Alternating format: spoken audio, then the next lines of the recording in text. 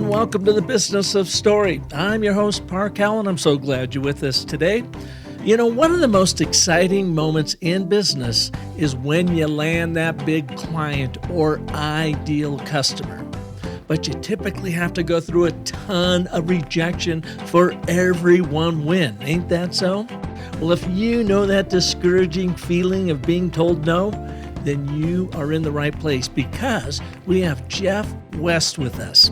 He and sales legend Bob Burg co-wrote the new business sales parable called Streetwise to Saleswise. Become objection-proof and beat the sales blues to help you turn objections into orders through, you guessed it, your persuasive storytelling.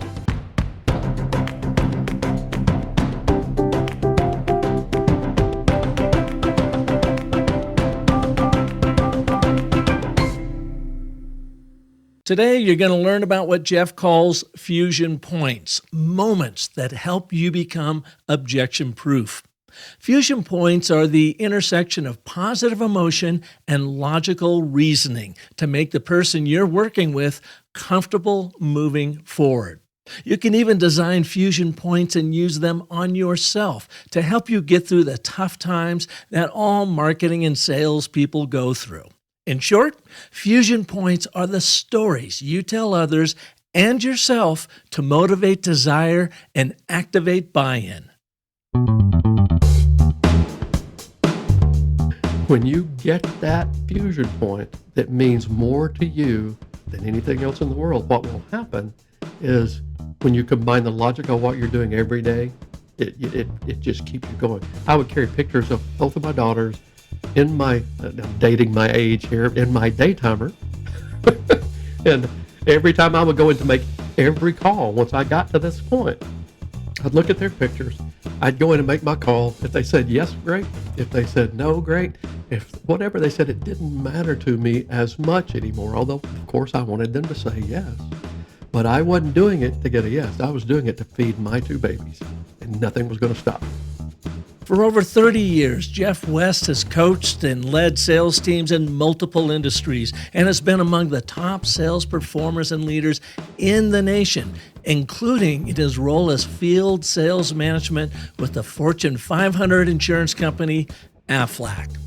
In addition to co-authoring Streetwise to Saleswise, he has also wrote two multi-award winning sales parables, The Unexpected Tour Guide and Said the Lady with the Blue Hair, who he co-authored with Lisa Wilbur. Jeff has been on numerous national and international podcasts and been a quoted source for publications such as Sales and Marketing Management Magazine, the National Federation of Independent Business, and Peak Sales Recruiting. Today, you're going to learn how to become objection-proof using Jeff's fusion points. How to turn a gatekeeper who keeps salespeople out into a key holder who unlocks the kingdom for you. How finding your personal fusion points impact your longevity in any endeavor. How to effectively work with your prospect to find solutions to their objections, and how that process can be the foundation of a long-lasting relationship. And finally, how stories play into building loyalty with our prospects, clients, and team members. So please welcome to the Business of Story, Jeff West. Jeff, welcome to the show, man. Thank you, Park. It is just such an honor to be here with you. I'm excited. Oh, thanks. I have our good friend and your co-author, Bob Burg, to thank for this. I had Bob on the Business of Story a couple of weeks ago when we were exploring his whole know, like, and trust sentiment to sales, which I absolutely love. And then he sent me a note not too long after being on the show and said, hey, by the way, I've got another guy here that you ought to talk to. We have just co-written a book. So glad you're here to share with us your new book. What's it called? The new book is called Streetwise to Saleswise, Become Objection-Proof and Beat the Sales Blues. Become objection-proof. Right. Can that actually happen? Actually, it can. I mean, that doesn't mean that everyone's going to say yes. No one should be naive enough to believe they can buy this book and they'll never get another no. That doesn't work that way. But there really is a process part that you can use when you're a salesperson, really in a leadership position of any type, where if someone's not necessarily on board with what you're going with, you can take them through a process that not only do you help them understand, okay, maybe this is or isn't a good fit, and help them find the solution, but you can do so in such a way that when you're through, you've created a bond between you and that person, and it actually enhances the relationship long term by how you handle their objection. Well, it totally makes sense because you're helping them overcome some sort of obstacle, at least what's going on between their ears, and you're showing them a better way forward. And then if you actually deliver on those promises and the stories you tell, you can win a Absolutely. friend and a customer for life, as long as you keep doing that, right? Absolutely. It starts a process that if you're intentional and you remember to keep that relationship alive and to keep that moving forward, it's just like in a personal relationship. It will be the thing that makes that relationship last for a long time, not just a short term. Okay, we've had a few dates and everything was great, and it turns into that kind of a relationship that you want to have around for the rest of your life. Well, tell us a little bit more about the approach to your book, and then I want to get into this concept of fusion points. You and Bob, I first learned of Bob several years ago when he came out with the Go Giver book, and now he's got a series of those, and it was a fascinating parable that I really enjoyed reading. And it was the first time I probably had any sort of level up business book that I had read anyways that approached it by telling a business story or a parable to make its Right. points. And you've written a couple other books that follow this same sort of storytelling, parable, training, action. Number one, what are those two books, and how is it that you came to training using parables? Sure. The other two books, the first one is called The Unexpected Tour Guide. It came out in 2014. And it's the story of a young salesman who's really struggling to find his way, and he meets a homeless man. And the relationship he develops with that homeless man totally changes his future. And it's a great read. It was my first book. And I wrote the parable format because it's how I like to learn. I have 30 plus years in sales and sales management. I was with the Fortune 500 insurance company, Aflac, for 20 years, including 10 years as a state manager. I led teams of, I think I had 400 agents and managers that I had to lead on a regular basis to accomplish what we were doing. And I know for me personally, I loved reading parables. The Ogmendino parables were just amazing for me.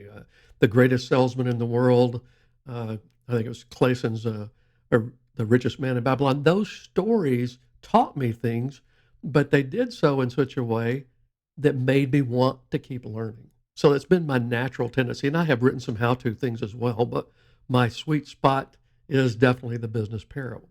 So that's why I started in that direction. And actually, with that first book, I had known Bob at that point for about, oh gosh, I guess I had known him for 11 or 12 years at that point.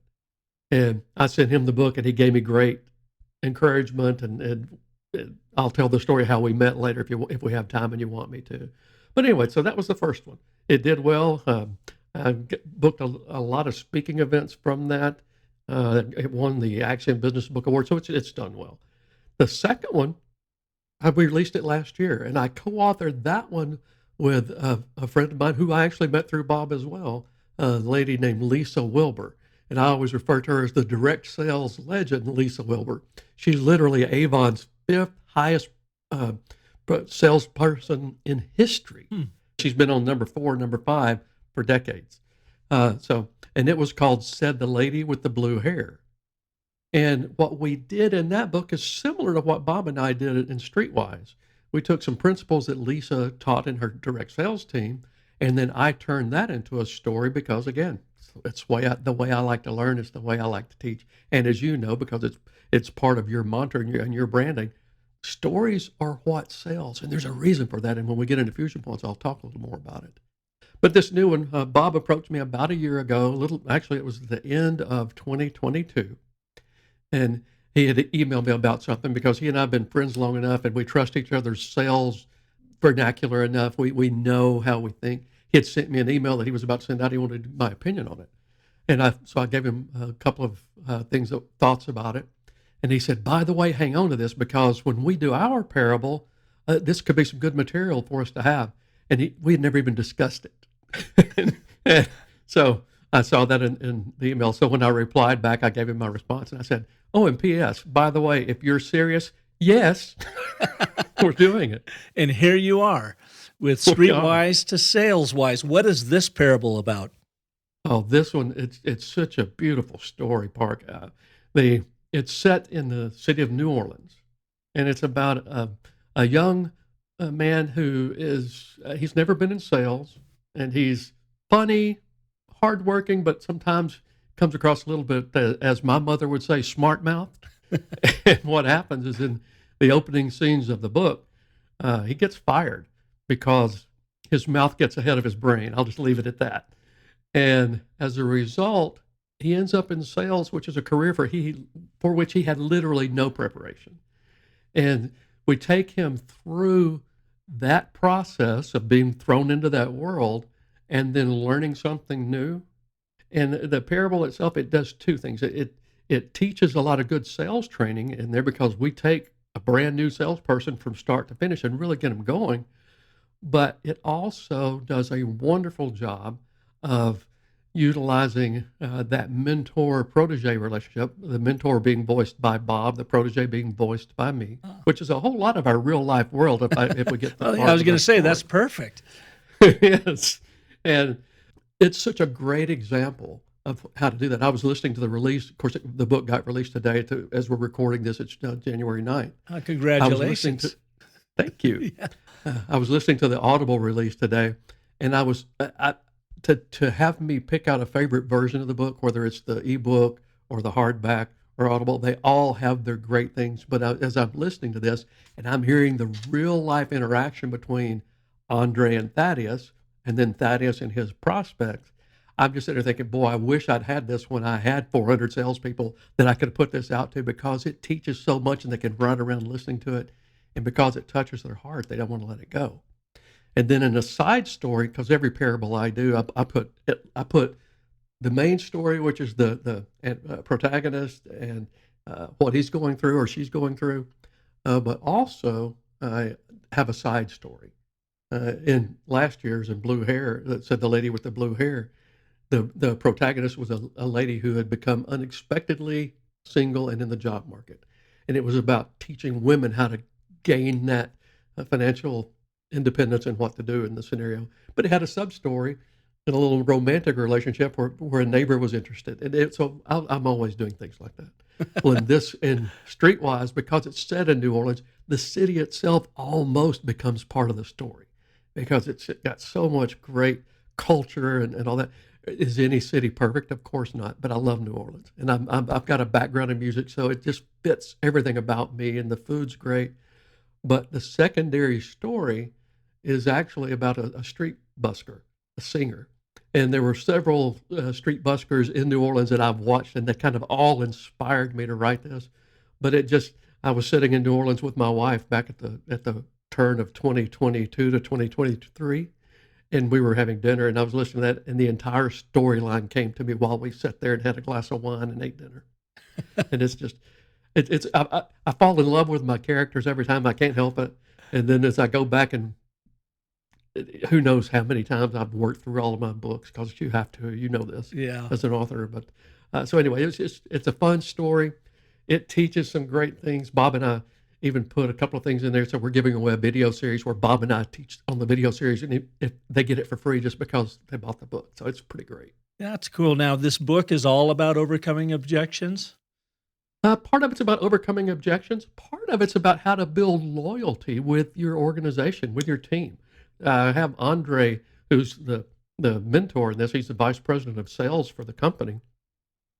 He learned some lessons from a mentor of his that develops as the story goes on about how to create a culture and an amount of loyalty, both with your prospects in your market, with your clients once they become your clients, but most importantly, with your sales team and with your team that's not even involved in sales. It's about how to build that loyalty. And in my branding, I call it fusion points. And it's based on the science, what happens in the neurology of the brain when people make decisions. And so my branding is Fusion Points, engage the science of persistence, because you really can have an influence on that. So we're teaching leadership lessons in there. We're teaching sales lessons in there. We teach prospecting. We teach overcoming objections. It's a pretty comprehensive book. And it's, the Audible I think I was listening to a while ago was about 4 hours long. The book's about 150 pages. So it's not a huge commitment of your time, but boy, it teaches some great things. Well, let's talk a little bit about these fusion points. What do you mean by that? And I know in some of the notes that you sent over to me, you say it's the reason why storytelling is so effective. And is it connecting these fusion points? Yeah, absolutely. A fusion point, how I came about that particular topic is one thing that confused me as a leader of a large sales organization is how I could take two people who looked equally great when you looked at their resumes, when you looked at their skill set, their background. They should both be very successful in sales. And yet, when you put them out there in the field, sometimes you'll find one person makes it, the other one doesn't, and it puzzled me. And I know other sales leaders in the industry that I was in, it was confusing, quite frankly, because it didn't always make sense. And so I began to study the science of how decisions get made, because it really comes down to a decision. I'm either going to do this or I'm not. And the decision process, I actually found the works of a gentleman named Dr. Antonio Damasio. He's a professor of neuroscience at USC and an adjunct professor at the Salk Institute.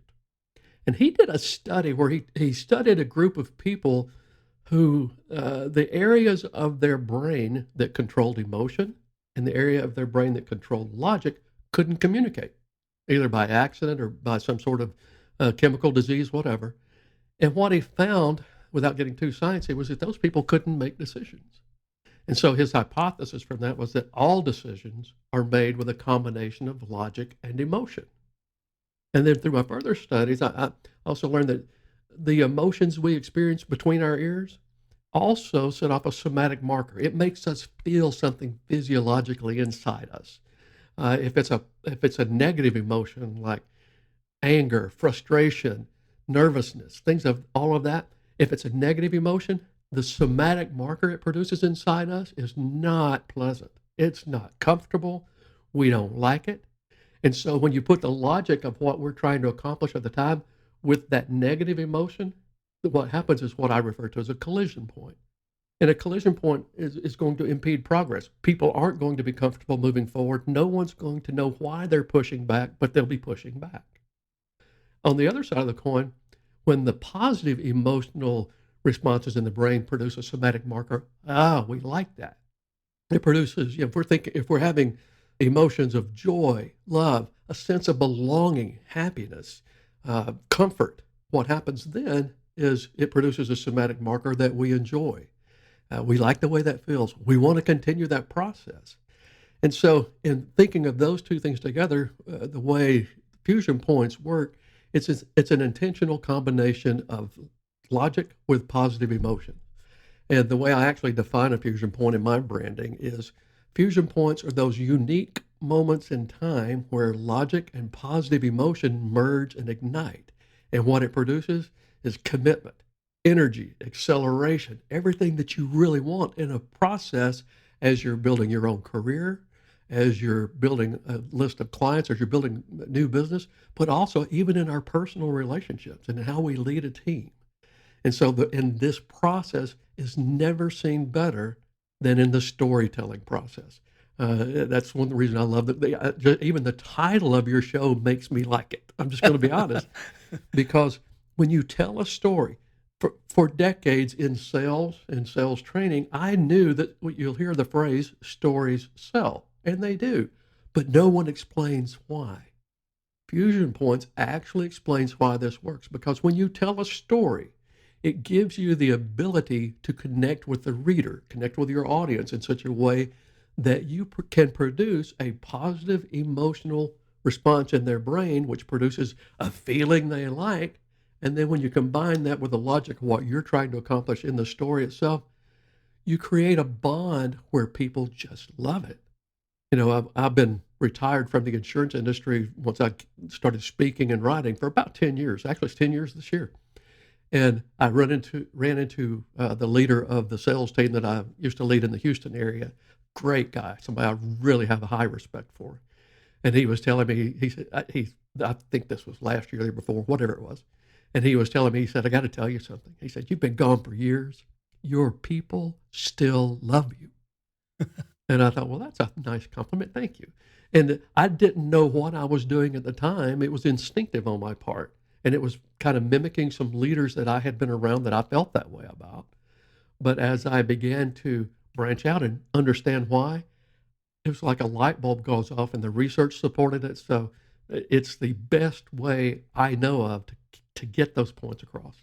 So the fusion points you were talking about, and thanks for that great description of it. You talk about where logic and emotion connect to either create a very negative feeling, and a lot of people with their negativity bias that will motivate them to move forward, or that very positive feeling, like I want more of this dopamine rush. Right. You had said like on 3 different occasions, and I'm curious if there's a sequence to this: logic, then emotion. Logic, then emotion. And in my world, and as you know, writing parables, I always think about storytelling as emotion and then logic. And maybe it doesn't matter. Maybe either one of them when they come. But, with that storytelling through your writings, your books, you are trying to connect first emotionally with that reader, I presume. And like every purchase goes, right? People buy emotionally and then they justify that purchase with logic. So am I reading too much into this diffusion points of being logic and emotion, or can it go either way? It goes either way, and you picked up on a perfect point. Thank you for doing that. It's the combination of the two. And so it's not that one comes first, the other comes second, although I agree with you. The emotion, if you do the job right in leading an organization, if you do the job right in a sales process, if you do the job right as an entrepreneur, the story of what you're trying to accomplish, quite frankly, is exactly where I would lead off with, because that's going to create that connection with the emotion and the positive feeling. Then when you give the logic, it creates the fusion points. So it's not that the logic comes first and the fusion point. It's a combination of the thing, but I think you hit it right on the head. You start with that story. And one thing I'll also see too, Park, in sales, I've seen some sales models that are built on intentionally creating the negative emotion, where they're trying to get people to say, okay, if you don't fix this stuff's going to happen to you. I mean, and I understand that. My personal preference was always, I'm going to lead in with the positive emotion and then connect the logic to it, and because that fits my personality maybe better, but it's also I like to sell in environments, and I like to work and lead teams in environments that make them feel good and me feel good, and the negative emotions can push that away. So do you have a framework for our listeners here to help them with, I guess, connecting these diffusion points, or these fusion points, I should say? Sure. Sometimes I will get a little bit dorky. I feel that. Yeah. Not with you. I do the same thing. Okay. Well, what I have done at times is I've used the acronym for fusion. F means finalize your buy-in. Accept the fact that the science is there to back up this process, and even more so, accept the fact that it's important that you're intentional and you make these things happen. I have known great sales leaders that I thought the world of, but they were more anything that involved about connecting their emotions and moving the process forward. They looked at it as rah. I'm just going to tell them what to do and make them go out and do that. And that's certainly an available style. It's just not my style, and I don't necessarily think it's the most effective. So finalize buy-in that it matters. And then the second part of fusion points for you is understand and master your logical process. If you don't have a system set up where you can be successful in your business, there's no amount of positive emotional connection in the world that's going to make you successful. You've got to have a very logical process that, when followed, is going to produce new clients, is going to produce more business for whatever you're doing. Then S is scan for causes of negative emotions. And when you find those in your process, you're looking for what's going on. Try to eliminate as many as you can. And if you can't eliminate them, you want to do pretty close. Then analyze Are these, the process. real quick, are these your own internal emotions? Is that what you're talking about? Scan Heck, yourself?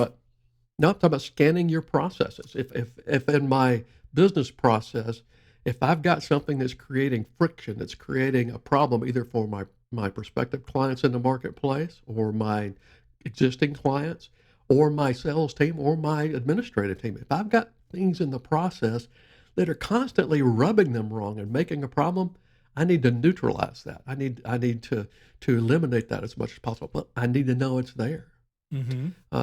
The next thing is identify causes of positive emotions in your process and do the same thing there. You're looking to understand what is going on in your process so you know, okay, is this creating a collision point or is it creating a fusion point? And then the last two, the O and the N in fusion in the acronym, optimize fusion points, which just means be intentional. Think of ways you can create experiences for your prospects in the marketplace, for your sales process itself, the sales conversations, for how you lead a team. Optimize fusion points. Put lots of those in the mix. Be intentional about it and make that happen so that when you come in with the logic of what you're trying to accomplish, they already love what you're doing with them anyway. And then the final is neutralize the collision points. You can't eliminate all collision points. For a salesperson, for people on your team, there are going to be times where the news you're going to have to tell them isn't always great. But if you've built enough fusion points prior to that, what you'll see happen when you do have to have those difficult conversations is they'll happen in such a way that you can neutralize the impact and you can retain the relationship and keep it moving forward. So that's kind of my I don't know what to say. I'll go back to my dorky way of putting it out there, but it works. Yeah, it's an operational process. It's not necessarily a storytelling process. Story plays into this, but you are really scanning and looking at what you're doing and then Right. using this framework to help lead you through developing a process that works for you, works for your people, and works for your customers. And do I have this right then when you say optimize fusion points? It's like, okay, this is really where the customer journey kicks in. This is where Absolutely. they are already, or they're beginning to experience who we are and what we're about. They're buying into the stories that we're sharing, and we are then propping up, the promises that we are going to deliver on through those stories. And then when they Absolutely. push back, which they inevitably will, is like, okay, so have we built in Bob's terminology enough likability and trustworthiness that they will keep moving forward with us? Absolutely. And the optimized fusion points is also where all your storytelling comes in. Mm-hmm. When I am back in the day when I would be meeting with a group of employees at a company, might be 100 people in the room, the way I did my meeting, the stories I would tell, I like to use humor with what I'm doing. Those things, even before I told them what we were going to be talking about, I started that process of creating fusion points with them. They were enjoying the interaction with me. They were enjoying the process. And then when I got to the logic of why they needed to do business with our company, they already had the mindset that they liked me. They were enjoying the process. So it made it comfortable for them to make the decision to listen to what I was saying and then make the evaluation based on their personal situation. So let's take this a step further. And if you could give us an anecdote or something, show us in action. One of the fusion point blockers, I guess, would be that gatekeeper that sits up front and says, gee, Jeff, thanks for your call. Yeah, this stuff looks good. We'll get back to you. And of course, 6 months later, you maybe get an email. Or how do you overcome that? Well, that's a great question, Park. One of the things that I draw out in the book really does come from personal life experience. And Bob and I talk about the way to reframe how you see that administrative assistant behind that desk if you're going in on a face-to-face cold call, or whoever answers the phone if you're on the telephone. And to reframe how you see them from gatekeeper to key holder.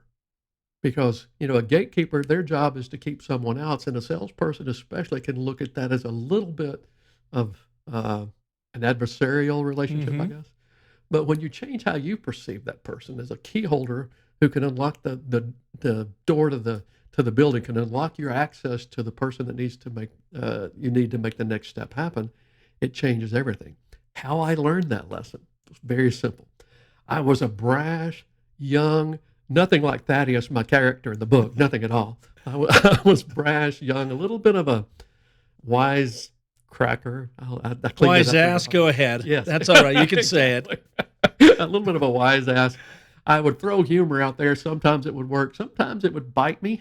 But I walked into a place on a day, and I'm walking into the door, and they have this huge no soliciting sign on the door. It's big letters. We're not talking about the little one that says no soliciting. We're talking about big letters. It's no saying soliciting. stay the hell out is what it's saying, right? Exactly. Yeah.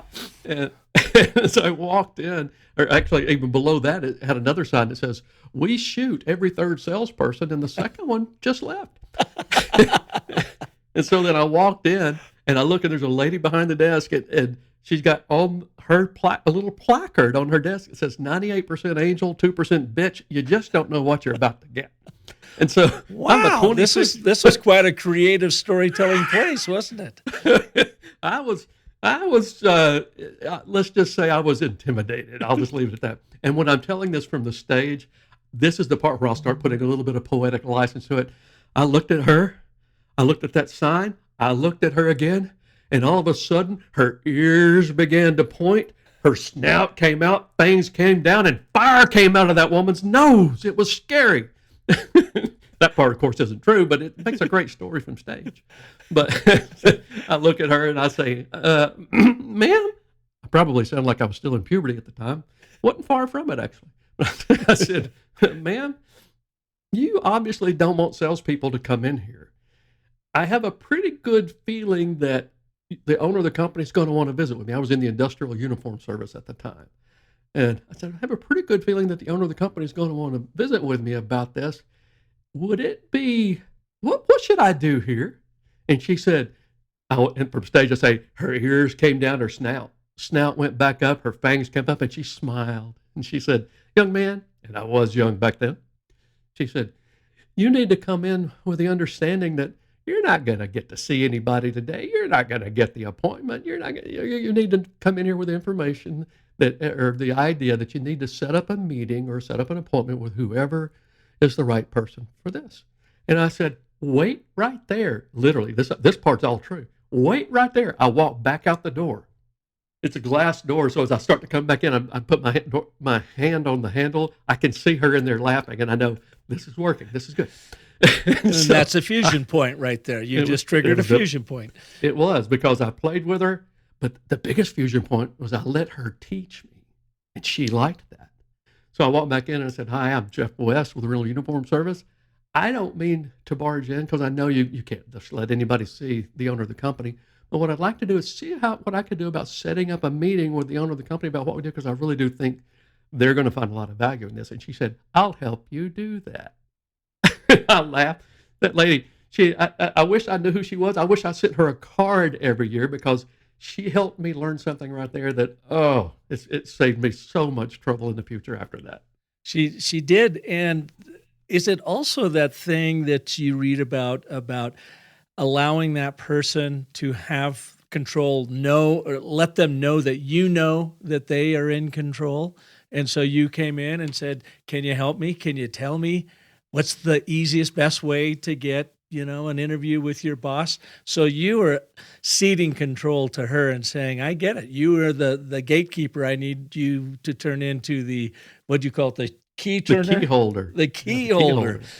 But you gave her the control, her the authority. I think to a great extent what you're saying is absolutely spot on. And the reason it works that way is because what you're doing is you're showing empathy. Part of the process of becoming objection proof that we teach in the book, the part of that process is showing empathy, understanding what that person's dealing with, acknowledging, hey, that's valid. I get that. That's valid. Let's see if we can find another way to make it work. There is so much value in that. But Park, it's exactly what you said. That connection happens because when I gave her empathy, it gave her, she knew I was respecting the fact of what she was dealing with. And yes, it gave her control, but it showed her respect is what it amounted to. Yeah. Yeah.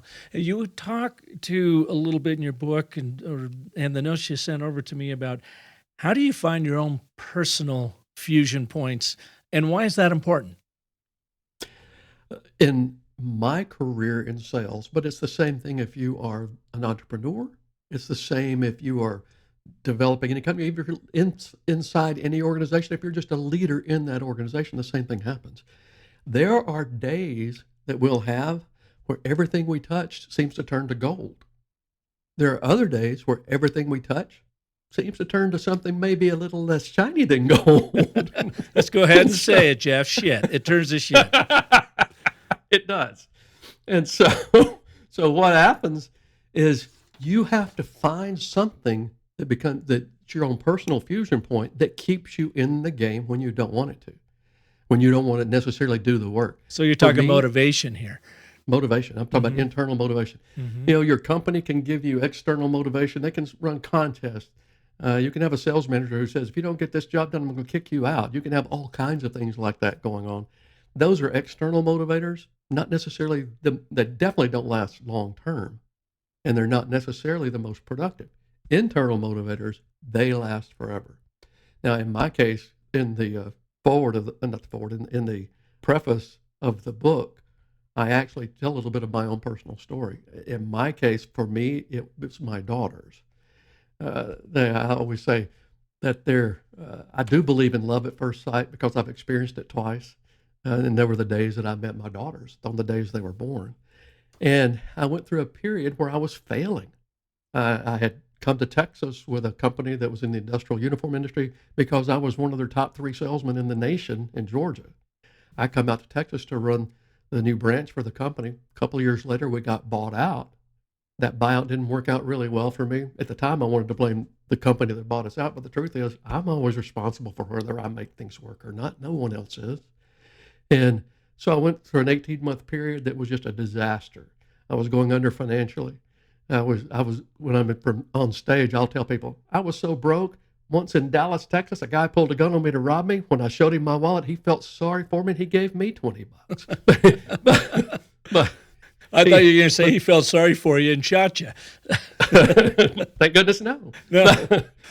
But for me, it became my daughters, because the day that I drew the sand in the line, said, okay, I've got to get my head out of my rear end and make things work better and do this, it was because the love for my daughter, we'd just gone through something that was not great for them, and I couldn't let that happen to them anymore.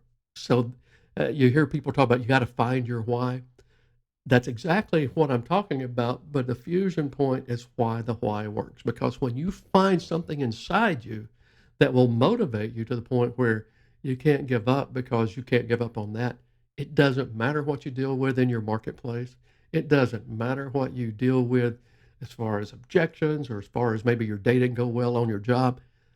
When you get that fusion point that means more to you than anything else in the world, what will happen is, when you combine the logic of what you're doing every day, it just keeps you going. I would carry pictures of both of my daughters in my, I'm dating my age here, in my daytimer. And every time I would go in to make every call, once I got to this point, I'd look at their pictures. I'd go in and make my call. If they said yes, great. If they said no, great. If whatever they said, it didn't matter to me as much anymore, although, of course, I wanted them to say yes. But I wasn't doing it to get a yes. I was doing it to feed my 2 babies, and nothing was going to stop me. It sounds like with the writing of your book and a lot of what you've been talking about here is when you're identifying the fusion points within yourself to keep you going, to keep yourself motivated, and the fusion points that you can authentically create with that person sitting across from you, you are actually trying to preempt the objection that is inevitably going to come. Because, I don't know, you probably have a number on this. If you had 100 sales, how many of those would you, even if you did close the sale, would you come across an objection from the buyer in one way, shape, or form? Is it 100%? Well, it depends on how you handle it, Park. You've got to be prepared for 100%, no doubt. Because anyone who will tell you, I can teach you a way that you're never going to get an objection, will also lie to you about everything else in the world too. So, but what we teach in the book and what I teach, it's a combination of creating those fusion points for you personally, but it's also a process that you can even do with that prospect in creating fusion points for them even before you ask for the first appointment. But then once you get into that appointment, the truth is one of the biggest ways that you can reduce the objections that you're going to get is you spend the time in your discovery to ask questions of that prospect so that you can find out how they can best take advantage of their value proposition. And I always say their value proposition instead of ours. I think sometimes companies really miss the boat when they use the phrase value proposition, and I think it becomes trite because they do that. Because it's, well, we're doing this for you, we're doing that, we're adding this, it's a value add, you're not paying any extra for that. Our company's great, our product's great, and our salespeople are wonderful. All of that may be true, but it doesn't mean jack, what you said a minute ago, to your customer. What it amounts to is what really is important, the value proposition is how their life gets better because they're doing business with you. So it's their value from your proposition that matters. And so if you spend time to create questions that you can ask them that will draw that out so that you can get them talking about what they need. And then as the person who's creating the opportunity to do business between them and your company, your job is to ask the right questions. If you do, they'll say what they need to hear. And then it gives you the opportunity to focus on those values they need, their value from your proposition. The better your discovery, the fewer objections you're going to get. I literally had people in my sales team in the insurance industry that I would teach to do this way, and they get through their presentation. They come back and tell me, I don't have to necessarily close the sale. And I said, tell me what you mean. And they said, well, if I ask the right questions and I get them talking about the things that are important to them, and then I show them how we can actually help them access that through the insurance company, all I'm doing is saying, well, here's what we need to do next. And they're saying, okay. And so the better your discovery, the fewer your objections. But then when you do get an objection, you have to be ready to handle it in a way that creates a relationship that improves the relationship. So Bob and I teach in the book, when you get that objection, you control your own emotions first. Then you ask questions to make sure you understand what they're actually saying, because there can be confusion there. You empathize with them. You say, I get it. I understand how that can be an issue here. That makes total sense that would be something you would need to consider. And then you ask a few more questions. Do you mind if I ask a few questions just to kind of help a little bit? And you'll just dig in a little bit so you can understand better. And then you reframe it. You say, if I may, let me kind of reframe that in a different way for you. And then you talk about a possible solution, and you work with them that if it's not an objection you can get rid of, maybe you can neutralize it and get it down to the level where it's acceptable. But oftentimes you'll find if you just slightly rephrase it and you kind of help them reframe it so they see it from a different perspective, that process will overcome that objection. And that's what we teach in the book. But what happens is, because you do it through that process where you're not trying to overcome their objection. You're not saying, they said this, so I said that. It's like a ping pong match. She said that it wasn't in the budget. Well, I said this. No, don't do it that way. Go through the process, because what will happen as you do is the simple fact that you're focused on their value from your proposition, you're asking them questions so that you can understand any issues they may have. You're acknowledging, okay, yeah, that makes sense. Let's think about that. And working with them to come up with a solution. When you have a solution, if it truly is a solution that will fix the challenge, they've bonded with you just by how you did it. So that process itself creates a fusion point. It's pretty cool. It sounds like one word that at least pops into my mind that explains this whole way of overcoming objections is pure curiosity from your standpoint. You've got to be curious as to why they're saying no, and then question it. Take that curiosity and follow the lead on that, and just ask those good, solid questions. Don't get pissed off about it. Just get curious. Like, okay, so what is holding you back? Listening in that discovery of the anti-stories they are telling themselves, why they can't possibly invest in, buy into what you're trying to serve.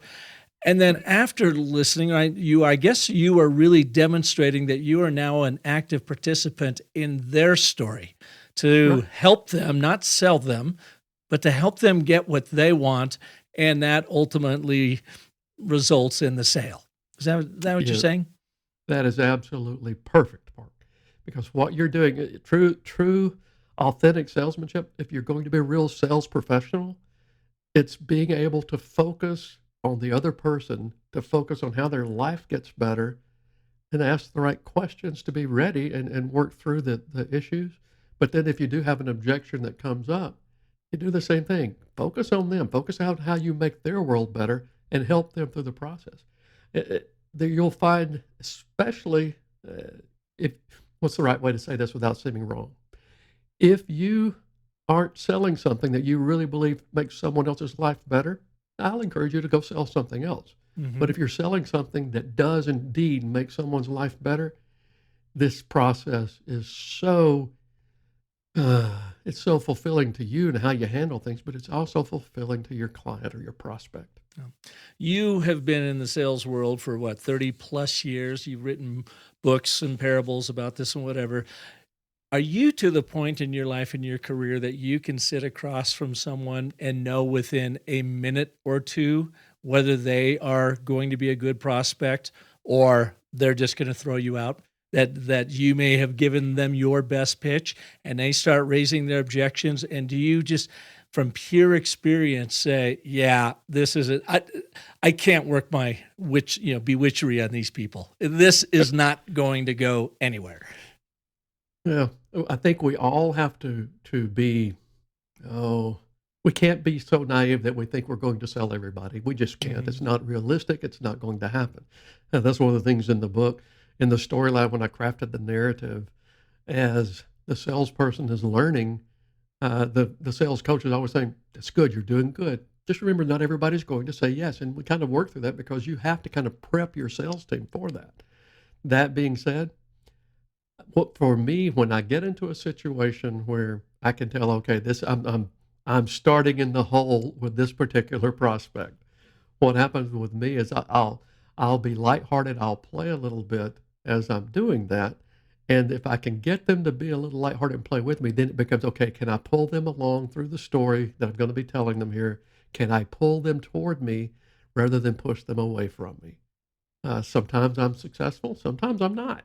That's just the way of sales. It's the way it's going to be. But I'm not bragging about this. I'm just stating, in fact, I quit counting when I had opened up over 200 different payroll accounts or different employer groups with the insurance company that I was with, either through me doing it personally or working with new salespeople when I would do it, training them. And it was because of how I would connect with the prospect. That's what it really amounts to. I'll tell you a funny story about one that went wrong if you'd like. I would love it. Of course. That's my favorite story of all. I'd say it went wrong, and it kind of did, but this again, remember, this goes back to my early brash years. I am not recommending this as a sales methodology when I'm doing this part, and I want you to know that. But my first sales manager, not my first sales manager, I was in the musical instrument business to start with. I had an awesome sales manager there that I still love to this day. Matter of fact, I stopped and saw him. I worked for him for 2 years, 40 years ago, and I stopped by and saw him on my way back to Texas last week. That's awesome. But after that, I was in the industrial uniform industry. I was given some advice from someone who was well-meaning, but it wasn't necessarily the best thing to say to somebody who would probably repeat it, all right? Gotcha. He used to tell me, he said, if you don't run into at least one a-hole a week, you're not working hard enough. You can go ahead and say it, asshole. Right. He said, if you don't run into at least one asshole a week, you're not working hard enough. And I thought it was funny. So literally one day, I was in the Atlanta, Georgia market. I walk into, it was on a Monday, and I walk into a door. I get the words out of my mouth. The receptionist was there. The owner's standing behind her.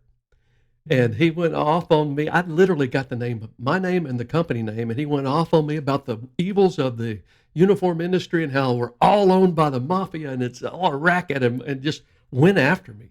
And I bet it felt like it was 15 minutes. It was probably 30 seconds to a minute. And I start smiling like this. And he in the mid-sentence, he stops Park and he says, boy, how can you be grinning at me like that after they asked you and I just gave you? And I said, well, my boss told me that if I didn't run into at least one asshole a week, I wasn't working hard enough, and I got you out of the way on Monday morning. And I just froze like that. And I thought he's either going to kick my rear or something. And he looked at me And he started laughing. He said, "Boy, you got Balls. fortitude." And the oddly thing part, he didn't do uniform business with me. But you know what he did? He said, I'll rent a mat for my front door from you. I like you. That's great. I don't recommend that. Please don't go out and say that to your prospects. Yeah. Here's a question for you. Just it occurred to me while you were saying this.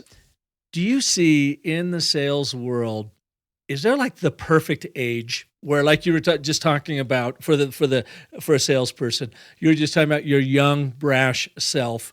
And when we're young, we're just trying to sell any way we can, and we just haven't had enough experience in life to really appreciate how we could be of help.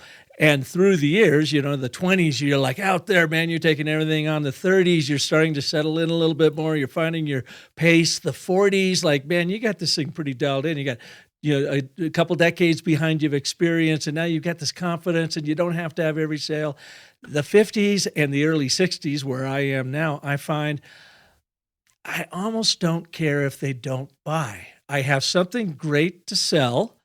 If they can't see it, or I do not do a good enough job of communicating it to them, oh well, I will learn from that and I just move on. So, long-winded way of saying, is there like a pivot age for salespeople that maturity and experience and confidence comes together and they like really hit their pace? What a great question. You and I are similar age brackets. And I look back at my own personal career, went through a very similar evolution. When I was in the uniform industry, is really where I learned how to do the sales process that's more normal, more what people would that are having sales conversations or sales presentations and all that would do. In the musical instrument business, it was more of a controlled market. Where I really began to hit my stride was in that uniform company. I was in the top 3 in the nation the last year that I was in the Georgia branch, so that would have been around 86 or 85. So I was in my mid-20s, and I gained some wisdom because of some good mentors, and that I didn't know why it was working, but it was. And so I began to get stride there. When I got into the insurance industry, that's where I began to get comfortable as far as, okay, if they say yes, great. If they say great. It doesn't matter. I had learned a principle from Frank Betcher's book, How I Raised Myself from Failure to Success in Selling. So I knew if I made the calls, I was going to make the money. So it didn't matter to me necessarily if they said yes or no. But as I got older, it's more of a confidence. It's more of a, oh gosh, I know whether if I'm going to work with a company or an organization, I know what it's worth. I know what I can accomplish. If they want me, great. If they don't, great. I have a certain amount of professional detachment that I've had over the years. Now, to answer the question, I've had young salespeople and older salespeople who were both brilliant, and they would follow what you taught them well. And so I think it has a whole lot to do with either how you have to learn it through experience or if you've got a good mentor that does that with you. My very best new account opener for the employer groups in the insurance industry for employee benefits, my best new account opener, when he started with me, he was 67 years old. Wow. And really? He was just incredible. And he would follow what we said. He was the person I was talking to you about earlier where he said, I do my job right when I get through. I don't have to close. I just say, well, here's what we need to do next. And they say, okay. Mm-hmm. I've also had, I can think of a salesperson right now that was in his late 20s when he started working with me. And he may have been in his mid-30s, I guess. But I told him at the time, it's when I first took over the operation in Houston for the insurance carrier that I was with. He came on board. He says, tell me what to do. And I was the state manager at the time, but I taught part of this training school for new agents. And I would develop relationships with all my people. It's just what I did. And so he said, tell me what to do. I said, I'll always be here. You call me at any time. I said, but here's what I need you to do. Everything I just taught you in that room, go do it exactly like I said. Go prove me wrong. Go do what I'm asking you to do. Ooh, there's a fusion point right there. Go prove me wrong. Perfect. It exactly was. And when I need someone who'll go out and do this because you'll be successful. You're going to earn promotions because you're going to be successful. and it gives me someone to spotlight about doing what I brought to the table, about doing what I brought to Houston when I came down here. And he was a young man, and so they were both equally great. Uh, the younger man, he used to be a professional basketball player, and he I consider him one of my heroes today, and he thinks pretty well of me, I guess, too. So I guess it works out both ways. But good guy, good people. Well, a fascinating conversation. You've got to be very proud. You've got your book out. Just went out today, January 9th. This show is a couple weeks down the road. Sure. But where can people learn more about you? And, of course, where can they get your book? I suppose Amazon, and it's Audible. And yeah, you can get it at Amazon, Audible, Barnes & Noble. The easiest way, if you want to, is just go to Streetwise to Saleswise.com. All the links to get to the retailers are there.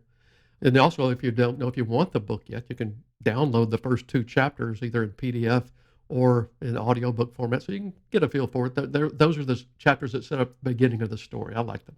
oh, that's But great.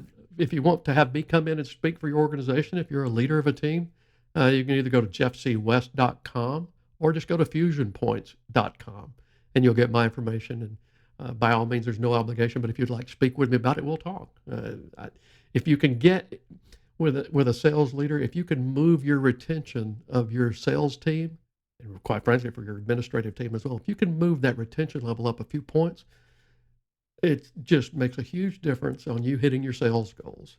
I told one person I was working with, I said, you can't hit a 10% increase if you're losing 90% of your people. It's impossible.